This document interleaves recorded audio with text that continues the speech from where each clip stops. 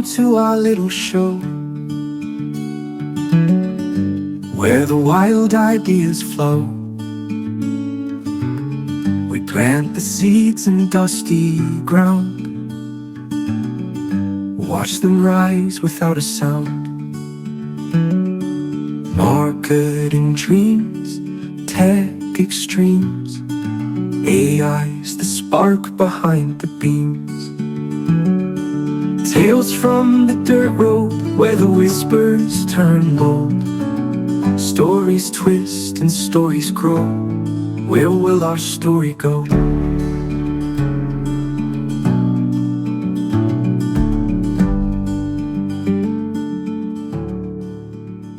Man, I'll tell you what, there is nothing I like more to come back from such a relaxing vacay, Liz, and find that my email inbox, has quadruple digit emails.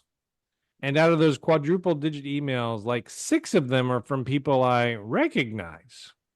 But when I go back the next evening, I find that I might or might not click on some of those quote unquote deals that I received. So I think we're going to talk about whether email marketing works or not. How's that sound for a startup situation? I love this intro and I love this topic. I have so many thoughts. Thank goodness. Hopefully you have 17 to 23 minutes worth of thoughts, because that's what we're looking for today, Liz. So ladies and gentlemen, welcome to the Tales from the Dirt Road with Tony Van. And I'm Liz Hirsch. And Liz Hirsch. There we are. We have made it. So today we're going to talk about that wonderful topic about email marketing, how to utilize it. Does it still work as an effective tool? And Liz, please start us off here, my dear. Absolutely. So, one of the questions I get all the time, I should say more of a comment from clients, potential clients is, do we have to do email marketing? I don't want to email people. There's my inbox, like you mentioned in the intro, my inbox is just full of junk and crap that I never look at. Like what's the point, right? And I'm like, well, after my rant about this is not about you, this is about your target market. There you go. That's very That's the important. first rant. Very important. You may not like email marketing, but perhaps your clients and customers do. Maybe they want it.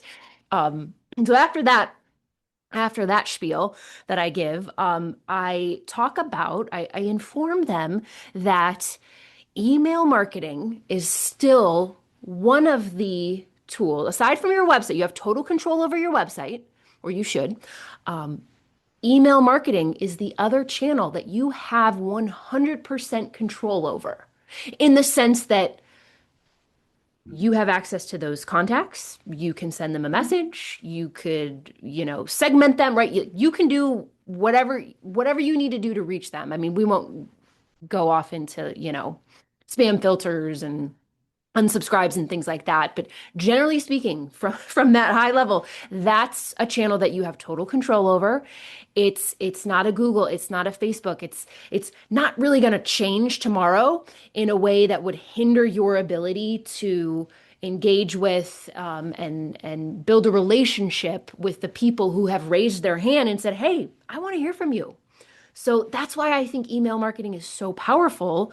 And I think it's one of the channels that a lot of people just write off as annoying. And I don't think they should, particularly as things around us are evolving so quickly. I could go on a rant about that, but things around us digitally are changing so rapidly. And I'm like, well, we can continue to lean on email. We can get our message out, whether that's a promotion, whether it's, in the B2B space. I might be sharing some educational content for my subscribers. I mean, there's just so much you can do with email marketing. So people write it off, and I don't think they should.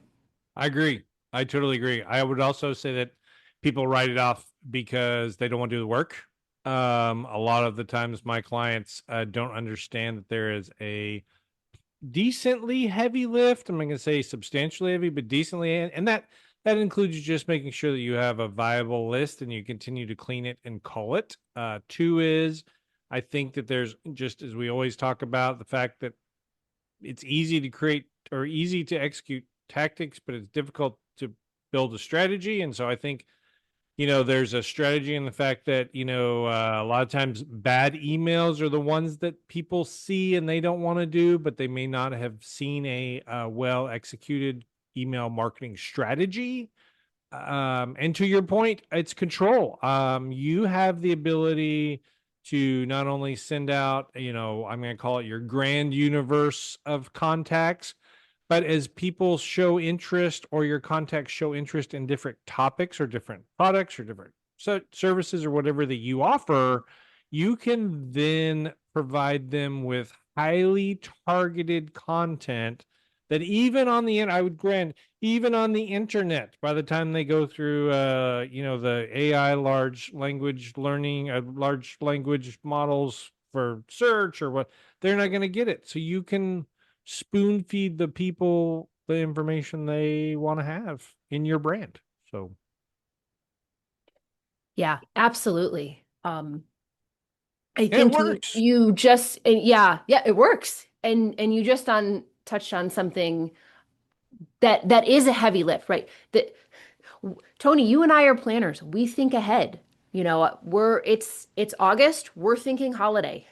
Or it's October, November, we're thinking for the new year.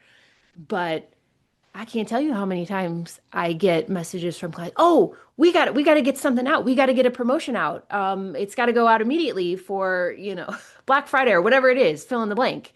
Yeah, And that's where, quite frankly, things are rushed. You make mistakes. You send out crappy content, and it's you're not bad. building trust and loyalty. Yeah, it's bad. And, as a pro tip, I don't even know if it's a pro tip. Like you say, we're planners. I think that's generally like life.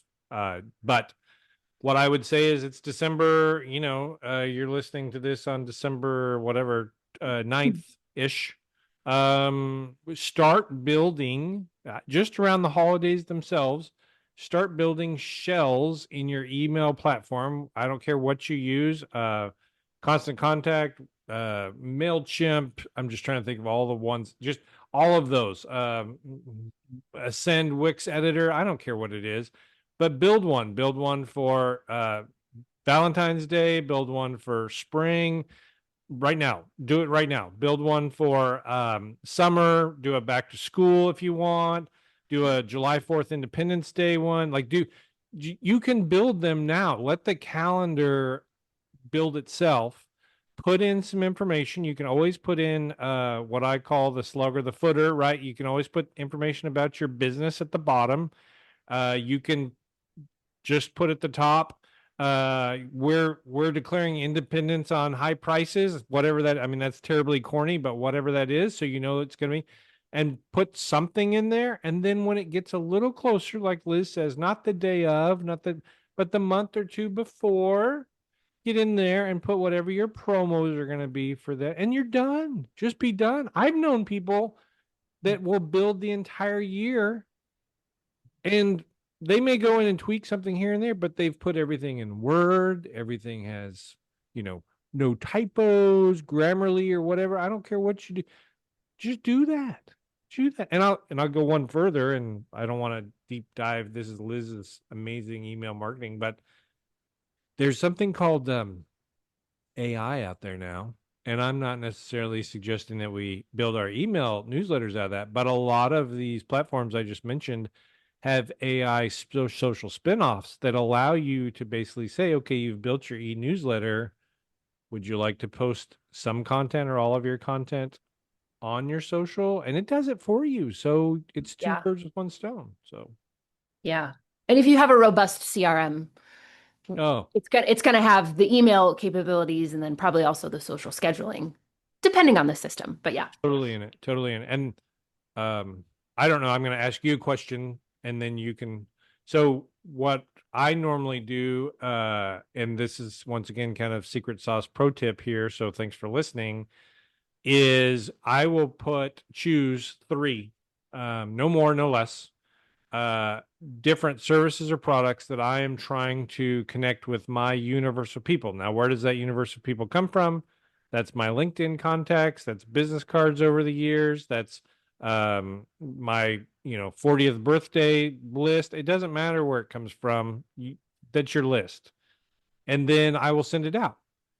And then once Tony Van sees that Liz loves social media graphic design and she's clicked 2 months in a row on that, I'll start sending Liz just information about social media graphic design that she's gone to my landing page. By the way, you don't put your whole content, in my opinion, this is what we do. Don't put your whole content on one thing, tease them, get them over to your website, kill them, convert them on your website. And then you can follow up and you can say, hey, Liz, we're doing a deal on social media graphics. Would you be interested? Well, she is because your analytics say that she's clicked on it 97 times. So, use it. Just use it. Yeah. And most businesses don't want to take the time to do what you just described. Which is sad because it's not easy. People have to, but you just have to do it. It's like going to the gym, Liz. That's what it's like. It's not easy, but after about 6 months, you're going to see some results. You're going to see a 6-pack building up in your corporate bank account is what you're going to see. That's what's going to happen. So, And that I think is a great use case for AI.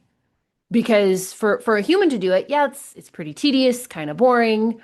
But if you can somehow capture that data, or maybe your CRM has AI capabilities built in and can say, hey, you're getting a lot of clicks from these 10 people about web development or social media. It's an opportunity to follow up, to nurture the lead and hopefully convert them.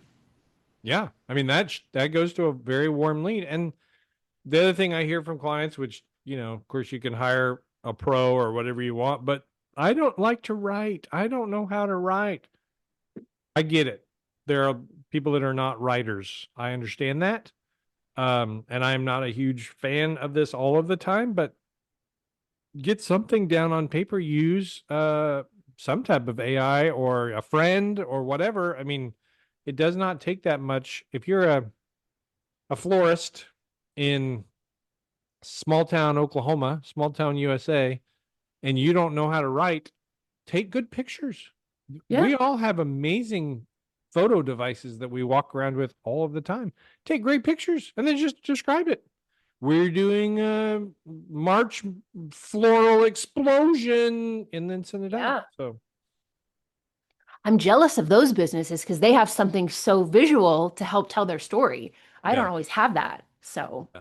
No, it's so true. Because when you're hawking widgets and a widget looks like a computer board, Yeah. no one cares. No But one man, cares. when No you one see cares. the 27 roses with the diamond earring in it, that's a different deal. You're like, oh, Right. Right. okay. Yeah.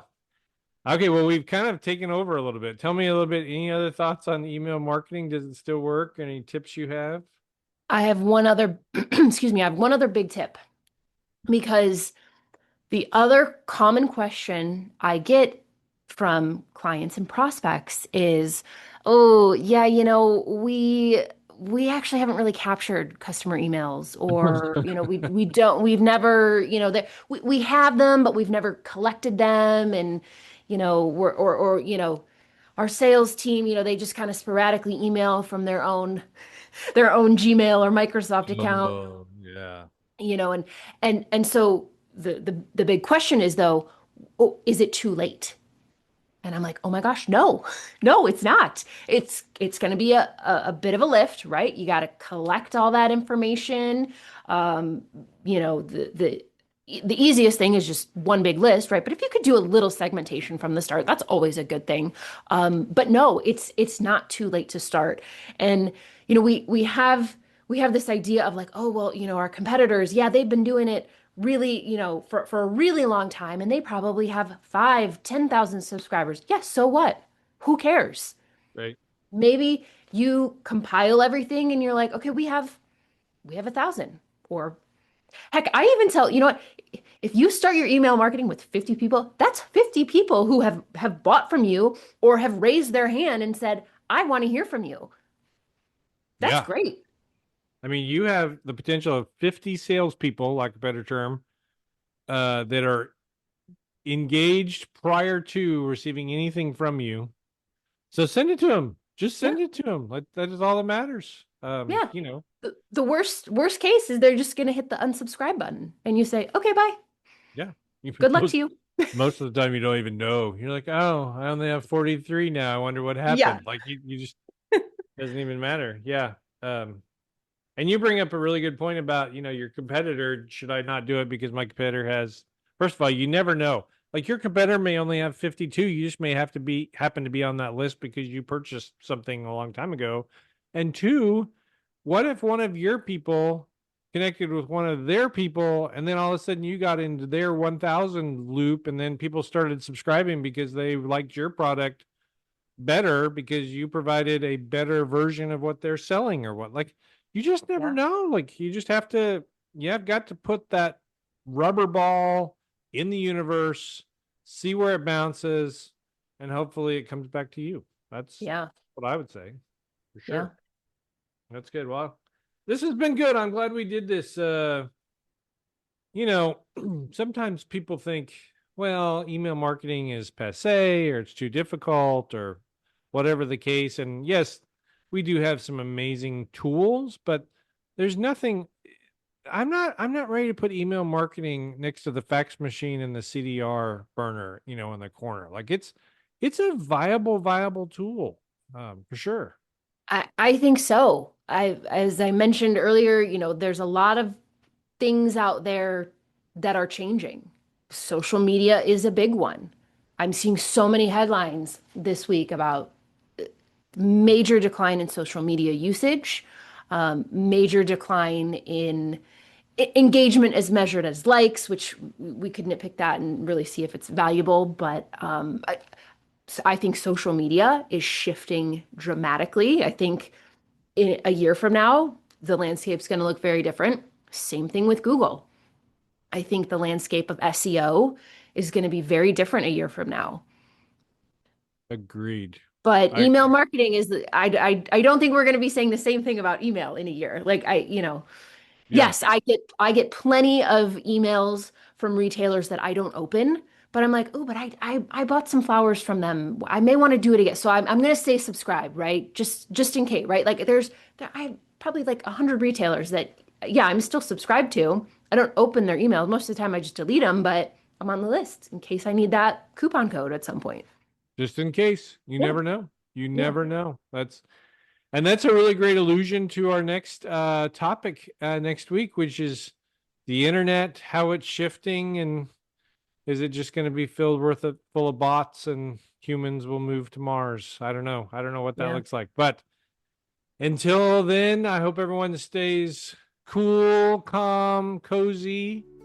And for the Tales from the Dirt Road, I'm Tony Van. And I'm Liz Hirsch. And we will hopefully speak to you next week. From gravel paths to starlit skies, we chase the sparks with open eyes. The future hums in the air tonight. Every step feels like first light. Will it bend like a willow or roar like a stream? Will it build a new world